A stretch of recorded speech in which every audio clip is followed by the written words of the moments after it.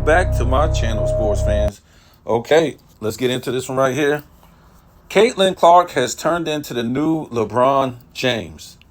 That's right. All of us remember when LeBron came in the league, all this hype, all this praise, all this, what do you call it? I would want to call it expectations. That's what they say. This guy exceeded all expectations. And we'll talk about that in a minute. But Caitlin Clark has become the new LeBron James. All this hype, and she didn't do nothing in college but put up some stats. The year before, she lost in the championship. And then this year, she lost in the college championship again.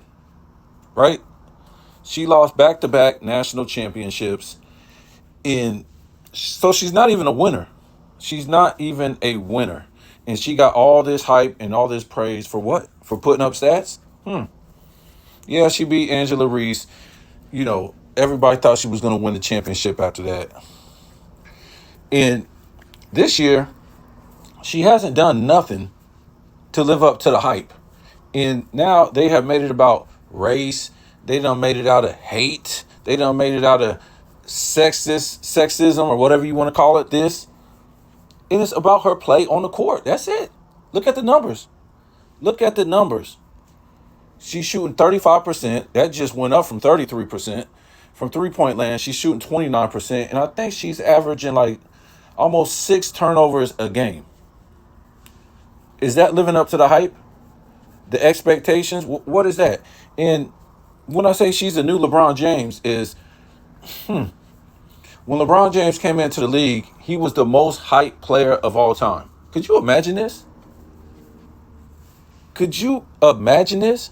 And then they say to this day, the Chris Broussards, even though he don't echo it too loud, the Callan Cowherds that echo it loud, the Shannon Sharps, the Nick Wrights, the Gilbert Arenases, the what's this guy's name? I can't even remember this. I'm gonna say the wrong stuff. But these guys echo it loud that LeBron James exceeded all expectations for being the most hyped player of all time. But I'm just saying, can you imagine this guy coming out of high school playing nobody? Who was the competition in high school? Could you imagine a high schooler being the most hyped player of all time? A high school player. Who is he playing? He's playing at some academy school, right? For rich kids, because he was taken away from his mama, I think 6th grade or 7th grade, for sure, middle school. So he didn't grow up poor all his childhood like you've been told. No. And he went to these academy schools playing nobody. He played nobody. And let me explain how he played nobody, right? In the NBA, you're playing the best of college players. That's who you're playing. In college, you're playing the best of high school players, the best of the high school players. In high school, who are you playing the best of?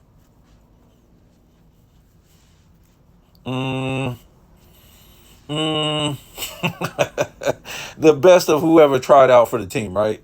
And I'm not trying to knock a lot of great high school players, but you can't be the most hype player of all time coming out of high school.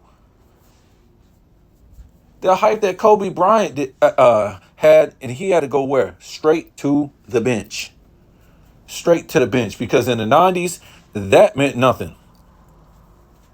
And you saw how Kobe Bryant turned out. Shaq couldn't win a championship until this guy got right a few years later.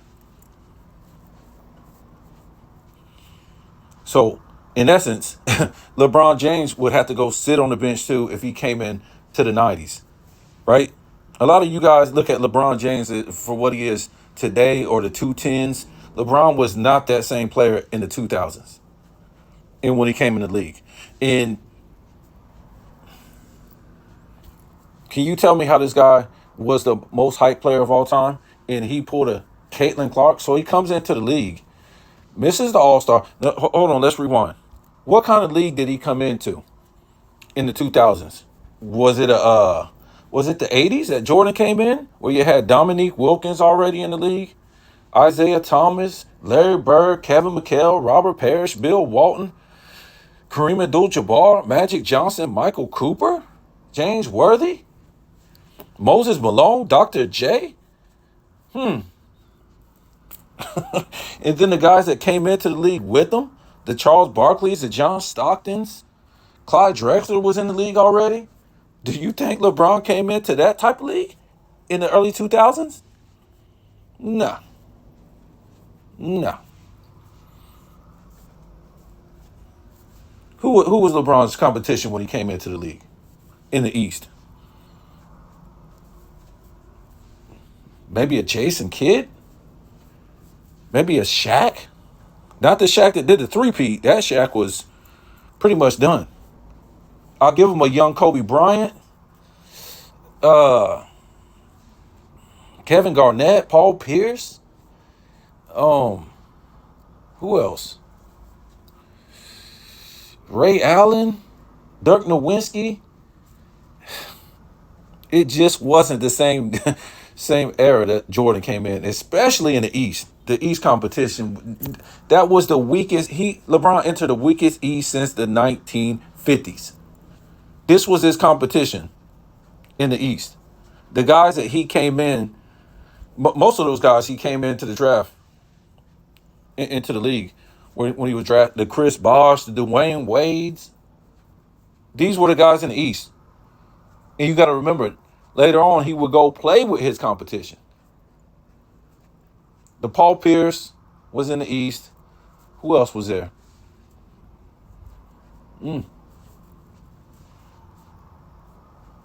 Oh, the Gilbert Arenas is right. Okay.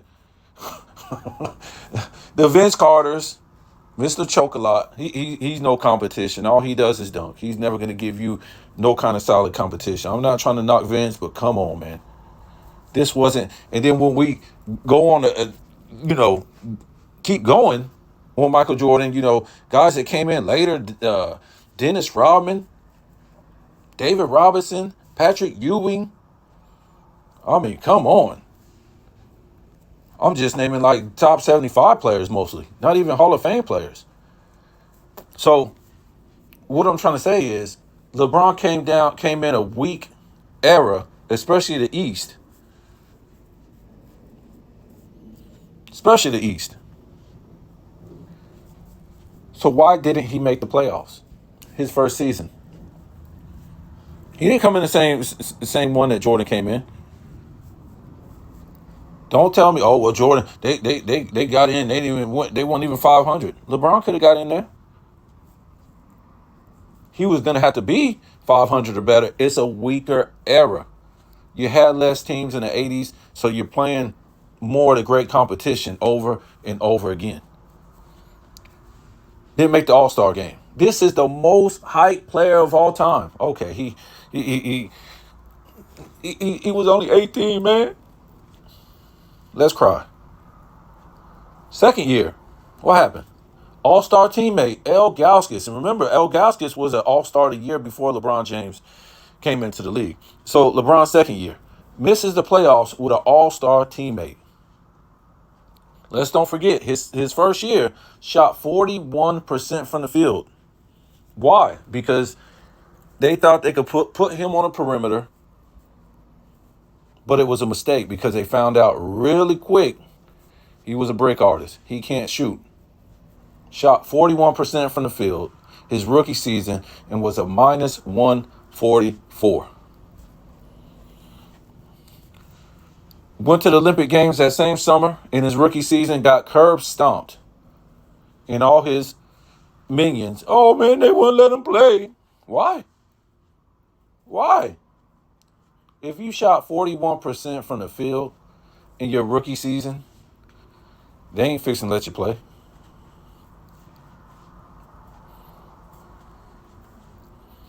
Again, second season, didn't make the playoffs with an all-star teammate. He didn't shoot too much better. When they put him as a forward, close to the basket, where he bricked it up, I think he shot 46, 47% from the field.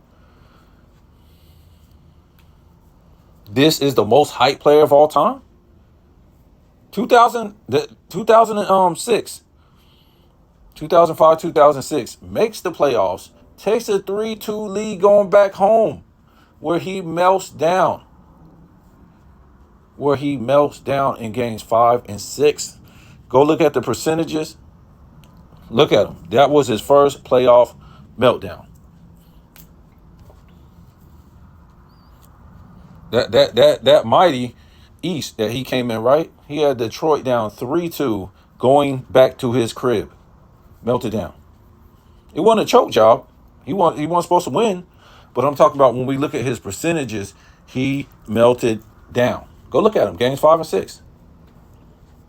We know what happened in 2007. Melted down like hot chocolate in the microwave in the finals. Because you young, you supposed to melt down? Jordan wasn't doing that. That's why I said if you ever tell me to come on your debate thing, I will destroy this guy's career. I know his career by heart. You guys think that his career started in the 2010s. That's why much of the media will say, "Oh man, the only knock you got on LeBron, man, is he exceeded all expectations except for the 2011." No, that's not true. That's not true. That's not true.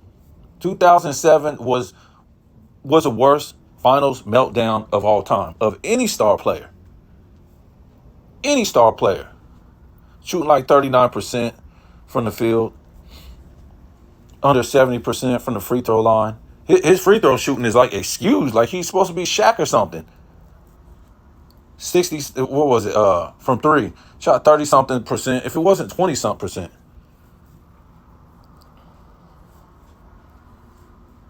Six turnovers a game. Next season, 2008. Face first super team. Man, that dude didn't melt down, man. He put up 35, 8, and 8. Go look at his percentages. Shot like 39% from the field, 30-something percent from three, under 70% from the line, 5 turnovers a game. I don't know. Whoever said this guy did good in that series, you could do the same thing that this guy did. All he did was shoot a lot and break a lot and shoot a lot to get the 30-something points a game. Anybody could do that while they're committing 5 turnovers.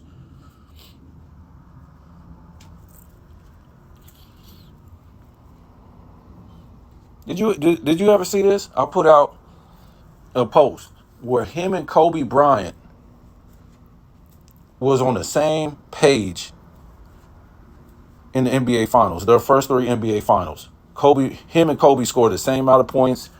I think he had like a couple more assists per game and a couple more rebounds, but Kobe shot a better 3-point percentage, a better field goal percentage, way less turnovers, and was better on plus minus. I think Kobe was like 12 and LeBron was like 1.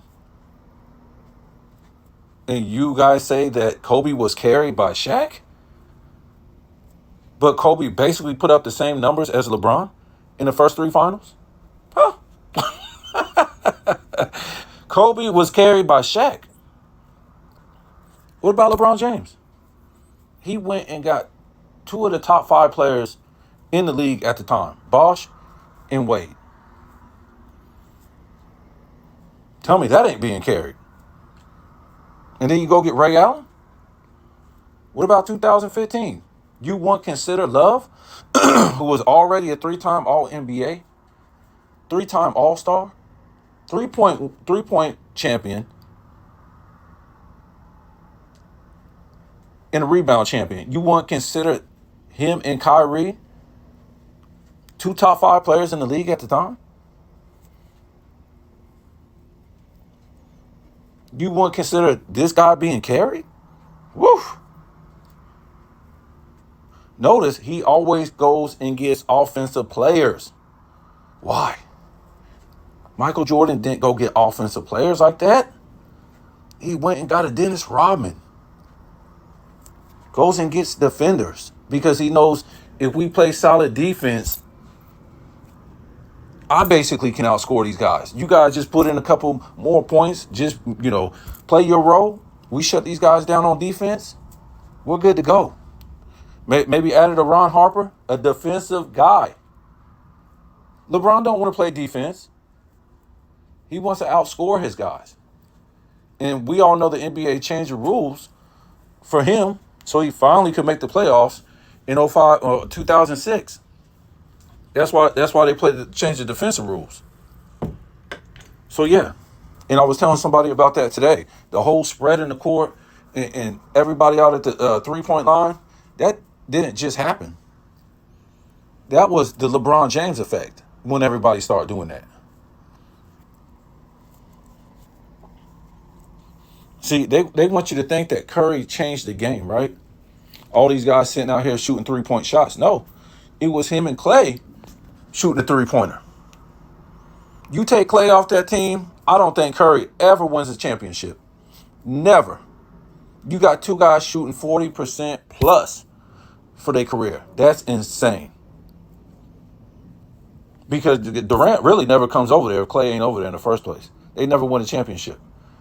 So the whole Golden State team was not sitting out there at the 3-point line shooting threes. It was Curry and Clay. You went for Clay, you was going to get burned by Curry and vice versa. So LeBron James starts spreading out the floor like that because he can't shoot. Definitely couldn't shoot in the 210s in the early 2000s. So what he did, he always got shooters. Everybody sit outside while I drive to the lane. I'm going to lift weights. Why is this guy lifting weights in a league where everybody was getting smaller and smaller and skinnier? It wasn't the 90s. You put LeBron in the 90s, what do you got? A whole bunch of dudes that look like LeBron, built like LeBron in the paint. Take a guy like Charles Oakley. He still has more rebounds than LeBron James. Charles Barkley still has more rebounds than LeBron James. What was Charles Barkley, 6'3"? 6'4"? LeBron 6'9", and he's been playing for 21 seasons? Whew. He doesn't have more rebounds than Charles Barkley. You gotta be kidding me. This guy's lazy. 7 rebounds? That's a lazy person. So yeah, 2008, faced his first super team, the almighty Celtics, and he poops his pants.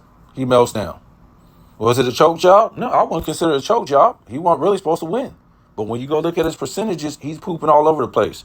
That's why Michael Jordan is the legend he is. Because even though the competition, he was putting up historic numbers. Like, okay, you guys going to need five Hall of Famers just to beat me. How's that look? I ain't got nobody on my team. While the Celtics, the Pistons, and the Lakers in the 80s were getting all these Hall of Famers on their team, stacking the deck. What was Michael Jordan getting? He wasn't stacking no deck. That's why he considered the greatest of all time. Because once his chance came and everything evened out, everybody was getting whooped. One all-star teammate. All these guys, the Lakers, the Celtics, the Pistons, these guys have 4 to 5 Hall of Famers on one team in the 80s. Yeah. Don't forget, Adrian Dantley was on Detroit. So they have they have 4 Hall of Famers at one point on that team. He left the next year, they had 3. So for Michael Jordan having Pippen, oh man, that's unfair. And the league was watered down in the 90s because all the talent wasn't on a couple teams. That's what they say.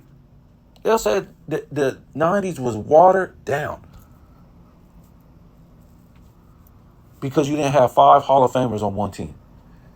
And when we talk about, oh man, what about Kukoc and Jordan and Pippen and Rodman? See, when I tell you about the Celtics, the Celtics and the Lakers and the Pistons, all those guys were making all-star teams. They was making all-star teams. At least 3 of them was. It was making all-star teams. When it was Pippen, Kukoc, Jordan, and Rodman, all them weren't making no all-star teams. This Jordan. And guess what? Pippen didn't even make the all-star team in 98. So it was just Michael Jordan. While his competition he was going up against, we went over this in the last video. We was going through the 90s and watching, it was times when the Bulls only had the two All-Stars on the team in the 90s, and these other teams in the 90s had 2 to 3 All-Stars on the team. So Michael Jordan was never at no advantage. They just knew how to execute in these games in the playoffs because they've been through the fire. Playing the Celtics, playing the Pistons, they've been through the fire. So it was their turn to be on top. See, the Celtics and the Lakers, they hadn't been through the fire. They just stacked teams. I'm sorry to say it. Go look at the history. I talked about it yesterday on the last video. They just stacked teams.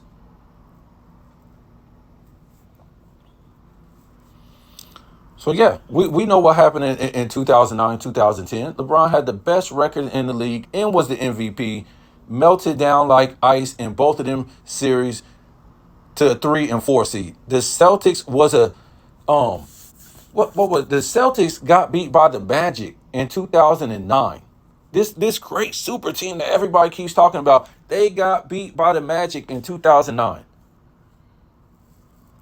And then they played the Cavs, and then LeBron melted down to them. The next season, they was a number 4 seed. This great super team was a 4 seed in the East. Wow. I just can't even imagine it. Can't even imagine it. That these guys saying this team was this great super team that LeBron needed to go build a super team up against. And LeBron would melt down in 2010 against this super teams in games 4, 5, and 6. And to me, when I look back at it now, I think LeBron was ducking Kobe. Because what Dwayne Wade told us, what did he tell us? He said that they built that super team to take down Kobe. That's what they said. So to me, when I look back at it, I'm thinking LeBron didn't want to go to the finals. How do you lose to a 3 and 4 seed? And you had the best record in the league both of those seasons, 2009, 2010. He didn't want to face Kobe because he knew if he faced Kobe and he lost in those 2 championships, this dude will be bottom of the barrel to this day. There will be no mention of this guy ever in no GOAT debate. And Kobe will be right under Michael Jordan, like he was after he won those championships in most people's eyes. Even Shannon Sharp, even Nick Wright. What super team did Kobe go get? And this guy was playing in the West. He wasn't playing in the weak East. What super team did he go get?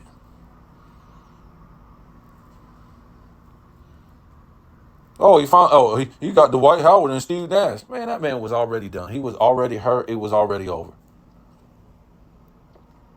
I'm saying, what super team did he get to win his back-to-back championships? He went and got a Paul Gasol that had only made 1 All-Star team in his entire career. If that, I can't remember. And he went to 3 championships in a row.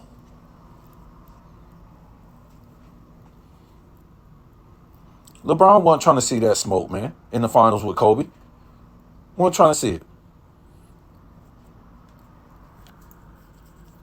And we know what he did in 2011. Another embarrassment. These guys act like LeBron James' career started, I don't know, in 2016. Because we know what he did in 2015. This dude took a 2-1 lead going back home and pooped the rest of the games. Shot 39% from the field, 5 turnovers a game. Like 61% from the line. It was horrible.